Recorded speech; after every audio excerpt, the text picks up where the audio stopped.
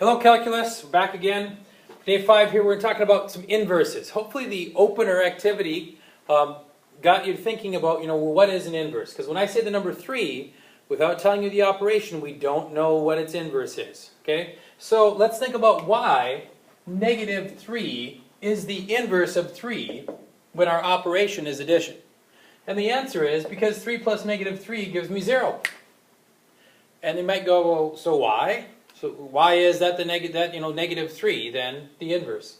Because anytime we have an element and we're going to apply an operation, so as long as the operation works on that element, and we do that with the identity, okay? So the identity for that operation. Remember, the identity for addition is the number 0 because 0 plus anything is that thing. So anytime that happens, we come up with the original element. Multiplication. What is the identity for multiplication? 1, correct, because anything times 1 is that same number. Okay, so it's important we understand, so then what is an inverse? Well, when I have an element and I provide the operation and I do that with its inverse, I should always get the identity.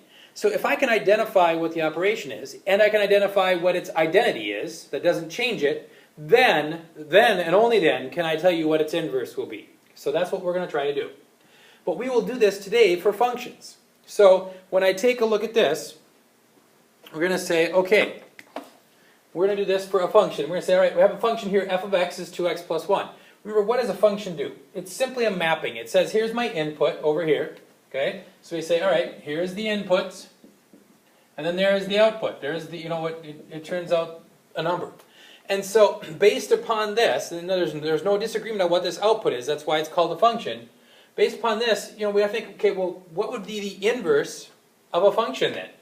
Well, if a function, all it does is it takes an input and connects it to an output, then shouldn't an inverse connect that output back to the input that it came from? Because the identity function would be, the identity for functions, what color do we want to have here? Identity for functions is simply going to be, hey, if I input something, the answer I get is the same thing I had as the input. So f of x equals x. That would be my identity function. So what I want to do is I want to have one function give me somewhere, and its inverse would have to get me back to where I started. Now, in this case, g of x would be, well, how do we undo what we're doing? We'd have to take x, subtract 1, and then divide it by 2. And we'll talk later. Let's see, if I put in 5, 5 minus 1 is 2. 2 is 4. 4 divided by 2 is 2. If I put in 3, that's 1. And if I put in 1, we get 0. And there we have g of x appears to be an inverse. Now, what happens when I graph these? Okay, so we kind of take a picture here. And we'll do this just for this case here. We have 0, 1. All right? We have 1. We'll try to keep the same scale. This is the hard part. 2 and a 5. 3, 4, 5.